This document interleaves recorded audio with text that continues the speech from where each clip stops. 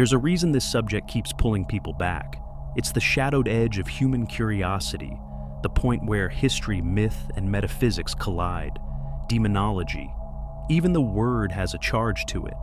It whispers of something ancient, forbidden, and uncomfortably close. The trouble is, when most people hear demon, the image that forms is built out of movie cliches, Sunday school warnings, and fragments of medieval fear. A red figure with horns, a pitchfork, maybe glowing eyes.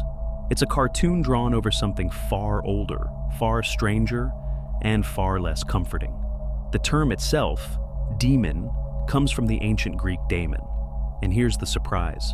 In its original context, it didn't mean evil spirit at all. A daemon was an in-between being, not divine in the godlike sense, not mortal either.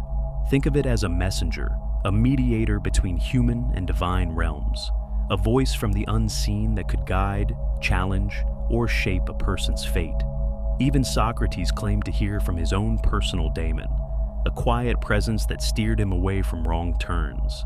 But as monotheism rose and spread, especially with Christianity, that flexible, neutral concept hardened into something much more black and white. In the theological battles of the time, any spiritual power outside the approved divine hierarchy was relabeled as hostile. The old spirits of nature, the gods of other lands, the guiding intermediaries, all repainted in shades of fear and corruption. The word demon became a condemnation. From there, different traditions spun different origin stories. In some, demons are the rebels of heaven, the angels who followed a bright but doomed leader into exile. In others, they're the restless shades of the Nephilim, the hybrid offspring of angels and human women, condemned to wander after the flood.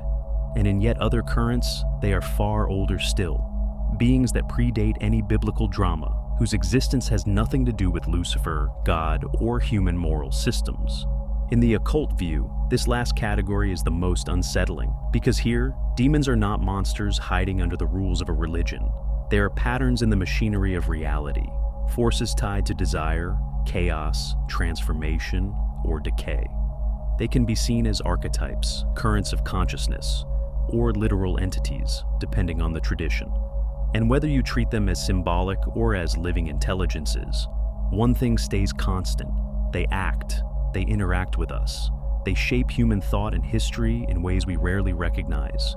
To understand demonology from this angle, you have to understand the occult itself, not just as a grab bag of symbols and rituals, but as a worldview. The occult says, the world you see is not the whole world. Beneath it runs a network of hidden forces, subtle architectures, and invisible currents. The magician's work is to map these hidden layers and learn how to interact with them. Sometimes with reverence, sometimes with control, always with risk. And in that hidden map, demons are not outsiders. They are built into it. They are part of the same deep operating system. Studying them, and working with or against them, is one way of learning how that system works at all. If you followed the trail of ceremonial demonology far enough back, one name keeps surfacing: Solomon. In the biblical account, Solomon is the son of David, the wise king who builds the temple in Jerusalem and judges the disputes of his people. But in the esoteric undercurrent of that story, Solomon is something more, the prototype of the ceremonial magician, the one who, according to legend, was given not just wisdom in the moral sense, but direct insight into the underlying architecture of reality itself. Certain mystical traditions claim that Solomon was entrusted with a kind of operating system for the unseen world. Knowledge of divine names, sacred seals, and symbolic geometries that allowed him to interface with both angelic and chthonic forces. The later folklore even adds the image of a magical ring inscribed with the name of God, which granted him jurisdiction over spirits of all kinds, whether we call them angels, jinn, or demons. Historically speaking, that ring is a metaphor. In the language of ceremonial magic, it's shorthand for the authority to command, not through personal strength, but through alignment with a higher, absolute order. In this frame, Solomon didn't worship the spirits he called. He compelled them, bound them, and set them to work. And that's where the story tilts into what we now call the Goetic tradition. In the most famous versions, Solomon summoned and sealed away 72 distinct spirits, each with their own functions, temperaments, and domains. In modern grimoires like the Ars Goetia, these are labeled as demons, but the term is misleading if you read it through a horror movie lens. In the older sense, they are intermediaries, occupying the layer between the human sphere and the purely divine. Different traditions have different opinions on what these 72 actually are. In some, they're fallen angels. In others, they're ancient gods rebranded. In still others, they're archetypal currents of energy that can be personified but aren't people in the normal sense at all. What's consistent is that each one has a signature, a sigil, and a role in the larger structure. One might influence the course of love, another the stability of wealth, another the collapse of a kingdom, another the revealing of hidden knowledge. Together they form a system, a spiritual infrastructure Solomon could call on to construct, to protect, to influence, and, according to certain strands of the legend, to maintain the balance between the material and immaterial worlds long after his death. That system would come to be known as Goetia, not just the list of 72 spirits, but the whole ceremonial framework for summoning, binding, and working with them. It's a kind of metaphysical engineering, precise, rule-bound, and very much aware of the risks. Because in every telling, there's an implicit warning. If the operator loses control of the process, through pride, miscalculation, or outright hubris, the system will push back. In some modern retellings, that pushback takes the form of the Goetia itself becoming self-aware, turning on humanity in an act of mercy that looks a lot like annihilation. In older lore, it's simply that the spirits, once unbound, act according to their own nature, and their nature is rarely gentle. Either way, the legacy is double-edged. Solomon is remembered as the magician king who bridged heaven and earth, and as the cautionary example that even the most perfect system, once loosed into the world, can run beyond its maker's control. The story of Solomon's system doesn't survive as a single pristine manual passed down unchanged. What we have instead are grimoires, books of magic, that carry fragments of the legend, reinterpreted through centuries of cultural shifts, religious filters, and personal agendas. They share Solomon's name, but each is its own creature, born in a different place for a different kind of magician. The first and most famous is the Key of Solomon, the Clavicula Salomonis. The oldest surviving manuscripts date to the late Middle Ages, but its roots dig deeper, pulling from Jewish mysticism, Neoplatonic philosophy, and the Arabic sciences brought into Europe through Moorish Spain and Sicily. This is not, strictly speaking, a book of demons. Its focus is theurgy, aligning the magician with divine order so that they can channel it into the world. The rituals center on consecrating tools, creating talismans, purifying the body and mind, and invoking planetary intelligences. Every act is framed within sacred names and cosmic correspondences. Here, the magician isn't seizing power from the divine. They're harmonizing with it, becoming a conduit. Then there's the Lemegeton, or Lesser Key of Solomon, which contains the infamous Ars Goetia. This is a product of 17th century England, a world shaped by Protestant skepticism, Renaissance curiosity, and the early modern obsession with classification. Unlike the key, the Goetia is less about divine alignment and more about operational control. It lists 72 spirits, their ranks, powers, appearances, and, most importantly, their sigils. These sigils are the addresses that call the spirit into the ritual space. The approach is mechanical, even legalistic. The magician stands inside a protective circle, summons the spirit into a designated triangle, and binds it through the authority of divine names. The theology is still there, but the emphasis is on execution, a working system for compelling cooperation. And then we have the Grimorium Verum. This one doesn't bother with theological politeness. It belongs to the world of folk magic, circulating in 18th century France and Italy, alongside texts like the Grand Grimoire and the Red Dragon. Where the key seeks harmony and the Goetia seeks command, the Grimorium Verum is openly transactional. The magician doesn't just order spirits around, they negotiate, trade, and sometimes promise future payment. Wealth, love, influence, protection. These are all on the table, but they come with terms. Despite its darker tone, the structure is still ceremonial. Sacred names, protective circles, and cosmic laws still apply. But the intent is stripped of moral dressing. This is practical sorcery aimed at results in the here and now. Different as they are, these grimoires share a common rule. No spirit, no matter how dark, answers without the invocation of higher authority. The magician's power flows not from rebellion against the divine, but from invoking it as the ultimate jurisdiction. The result is a kind of metaphysical court. The grimoire is the law book, the sacred names are the legal statutes, the circle is the courtroom, and the magician stands as both advocate and judge. And in this court, procedure is everything. One wrong step, and the law you've been using to hold the spirit in place collapses. When that happens, there's no appeal, only consequences. Stepping into Solomonic magic isn't a matter of lighting a candle and hoping for the best. This isn't improvisational, this is technical work.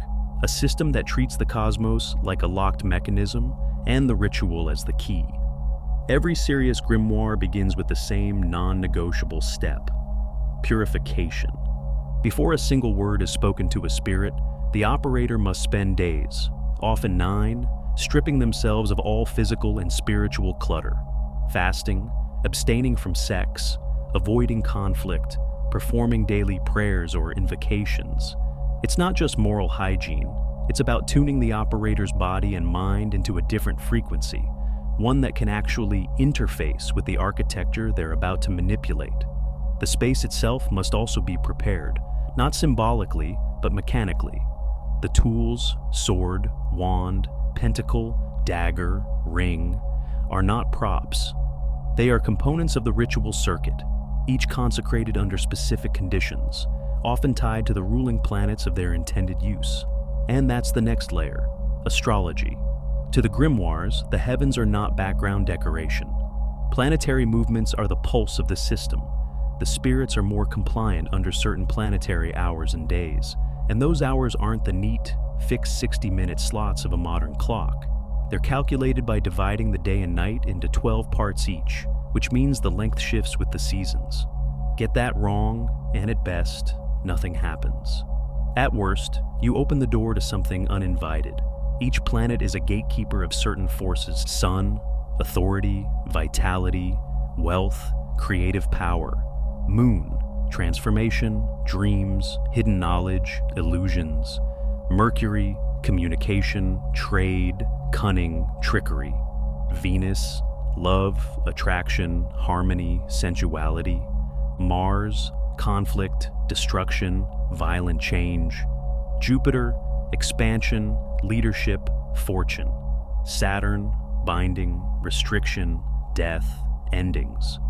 Every spirit in the Goetia and its relatives is tethered to one or more of these planetary currents, and the magician's timing is essentially about catching the spirit in its home territory. Then there are the symbols, sigils, pentacles, seals, which are not mere decoration. A pentacle, for example, is a charged geometric construct inscribed with divine names, planetary glyphs, and sacred formulas. It's a kind of spiritual battery, storing the intention and acting as a beacon to the forces you're calling. The sigil of a spirit is even more precise. Think of it as a metaphysical address, not a representation, but a functional link. When activated under the right conditions, it's the handshake that forces the spirit to pick up the call. The circle you stand in is not just a safety bubble, it's a microcosm of the universe, marked with the divine names and angelic seals that declare your authority. The triangle of manifestation, placed outside the circle, is the space where the spirit is anchored. Its geometry, inscriptions, and placement are designed to fix the spirit's presence in one defined location, making the exchange manageable and containable. In this system, everything matters. Every angle, every syllable, every grain of incense. You are aligning an entire structure of sound, symbol, and timing to turn the lock of reality. And if any part is out of place, the lock jams. When that happens, whatever's on the other side of the veil doesn't necessarily walk away. This is the core truth of Solomonic ritual. You aren't pretending to control something. You're attempting to enforce cosmic law on a being that exists outside human jurisdiction. The only reason it obeys is because you've arranged the ritual to borrow that jurisdiction. The moment you break that arrangement, you're just a person in a circle of chalk, and the chalk won't save you. One of the most comfortable myths about ceremonial magic is that there's a clear split between light and dark, between angelic operations for upliftment and demonic operations for harm. The Grimoires themselves don't support that myth. Even the Key of Solomon, widely held up as a manual for divine, theurgical work, contains operations for destruction, binding, and ruin.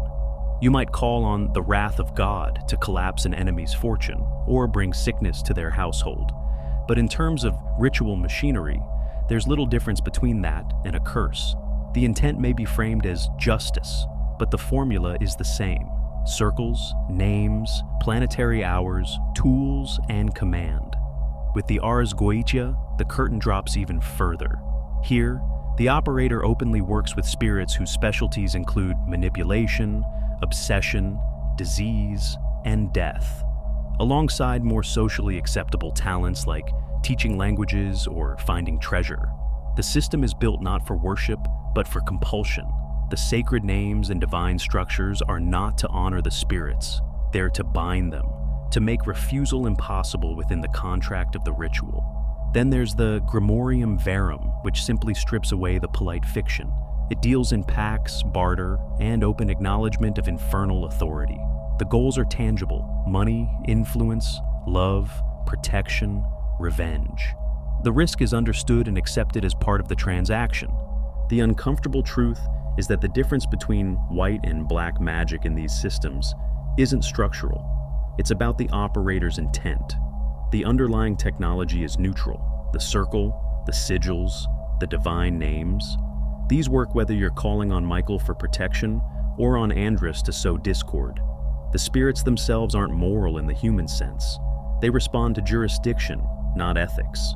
This is why the same practitioner could perform a protective invocation at sunrise and a destructive conjuration at midnight, using almost identical methods. The light or dark quality exists entirely in the aim, not the process.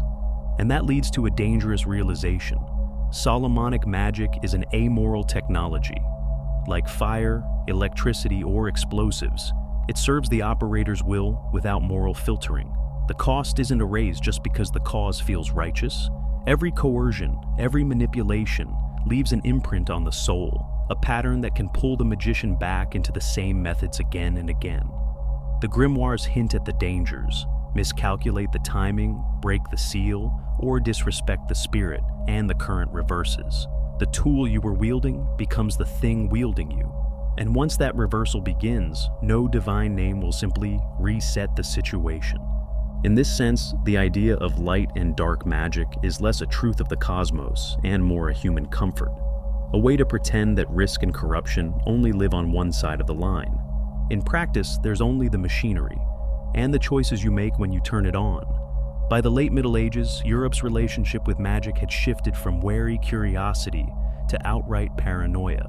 The image of the magician as a learned seeker of hidden truths was giving way to something darker in the collective Christian imagination: the witch. Not a scholar, but a sworn servant of the devil. This wasn't just a casual slur. It was a full theological construct, built to frame any spiritual work outside the church's authority as a direct pact with hell. The witch was imagined as someone who had renounced Christ, spat on the cross, and pledged loyalty to demons in exchange for supernatural power.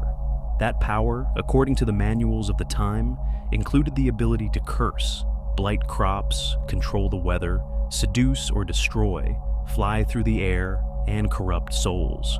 One of the most infamous of these manuals was Malleus Maleficarum, the Hammer of Witches, published in 1487 by Heinrich Kramer.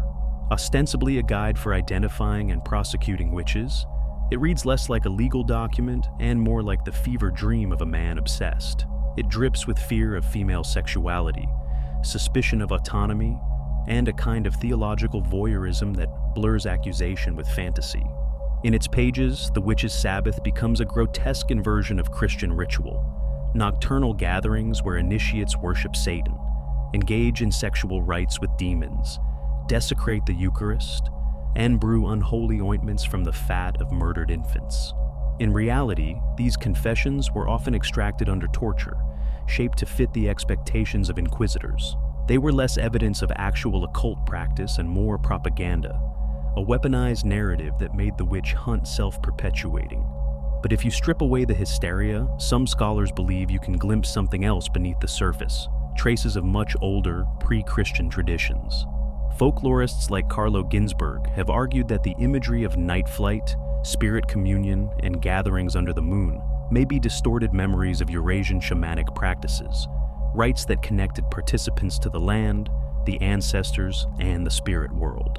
The Church, in its campaign to consolidate spiritual authority, reinterpreted those old gods as devils, those sacred groves as places of evil, and those ecstatic rites as orgies of sin. The horned god of fertility became Satan himself.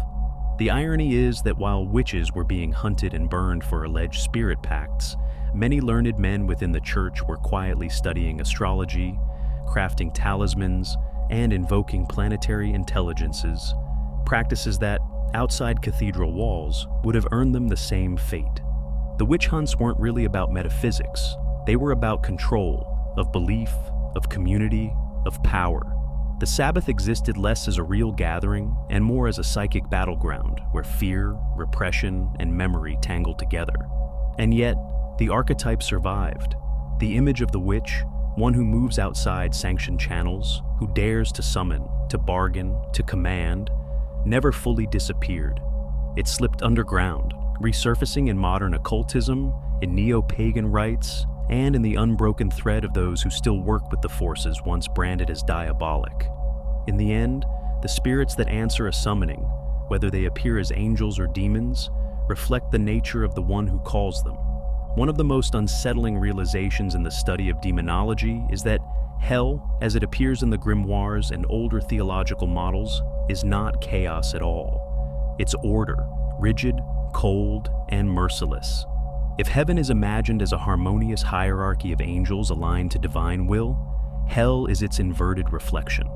A parallel structure that mirrors the celestial model but runs on corruption, coercion, and the slow consumption of consciousness. Suffering in this model isn't incidental. It's the fuel, the distortion of will, the erosion of clarity, the draining of life force.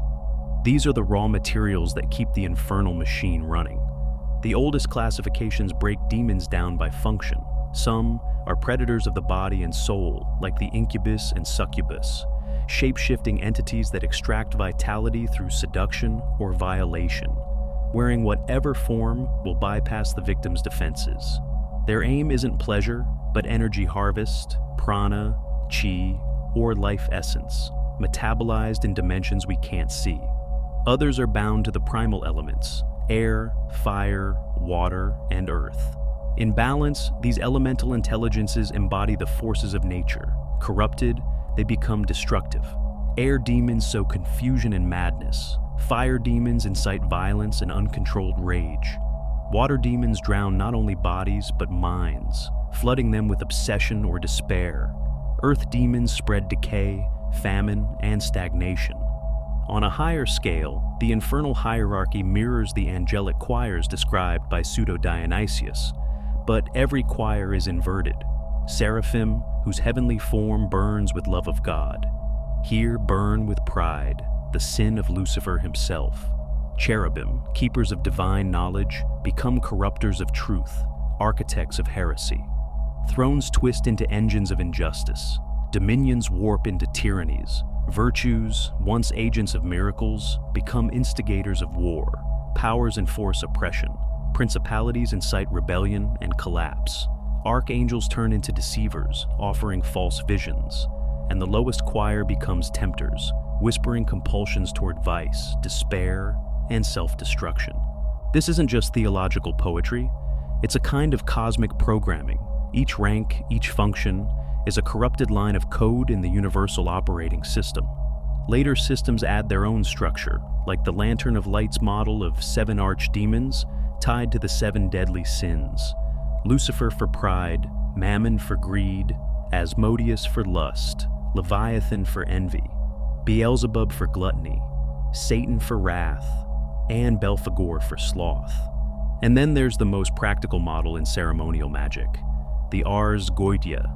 Its 72 spirits are arranged not as vague archetypes, but as specific operatives: kings, dukes, marquises, presidents, counts, each commanding legions. Those legions are not metaphor. In Roman terms, they mean thousands of units of capacity, the scope of the spirit's reach in the lattice of reality. Every one of them has a function, from revealing secrets to stirring love or hate, from raising storms to engineering death. And everyone has a sigil, not symbolic art, but an executable key designed to interface with the magician's ritual structure. This is the chilling elegance of the system. Hell is not an accident. It's an engine, a bureaucratic mathematical network built for influence, exploitation, and the steady erosion of freedom. And the most disturbing thing, the pattern isn't confined to the spiritual world. The same structure, hierarchies, legions, exploitation, can be seen in empires, corporations, political systems, and even the architecture of the human psyche.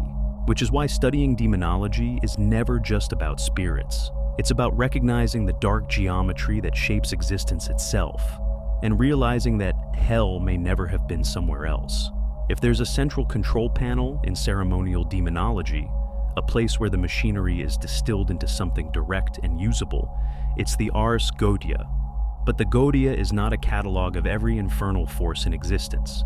It's a selected list, a working subset of entities that are most accessible, most responsive, and most compatible with the Solomonic framework of ceremonial magic. In other words, it's not the whole map, it's the field manual. The Goetia arranges its 72 spirits into a feudal hierarchy. Kings at the top, then dukes, princes, marquises, presidents, and counts. Each governs a domain in the metaphysical landscape and commands a certain number of legions, which, in the old Roman measure, implies thousands of subordinates or units of influence. The higher the rank, the broader the jurisdiction. Their names carry echoes from older cultures, fragments of Mesopotamian gods, Canaanite deities, and pre-Islamic jinn, reshaped by centuries of translation and theological reframing. King Paimon, for instance, is master of influence, knowledge, and persuasion, arriving with music and heralds. Asmodeus rules over lust and hidden wealth. Baal, king of the east, grants invisibility and dominion, his name rooted deep in ancient religion. Astaroth, a grand duke, whispers forbidden truths wrapped in moral corruption. Each has a sigil. And this is where the Goetia shifts from myth to mechanics. A sigil isn't a symbolic emblem, it's a functional key in the magical circuit. When drawn, consecrated, and charged under the correct conditions, planetary timing, divine names, the proper geometry, it acts like a lock combination or a network address, forcing a point of connection between the magician's ritual space and the spirit's location in the unseen lattice. The descriptions of their forms, hybrid beasts, shifting animals, human-animal composites, are not random nightmares. They're encoded information. A lion-headed man signals solar authority fused with human intellect. A serpent form speaks to transformation and hidden knowledge. A composite of bird and man hints at air element rulership and perception beyond normal sight.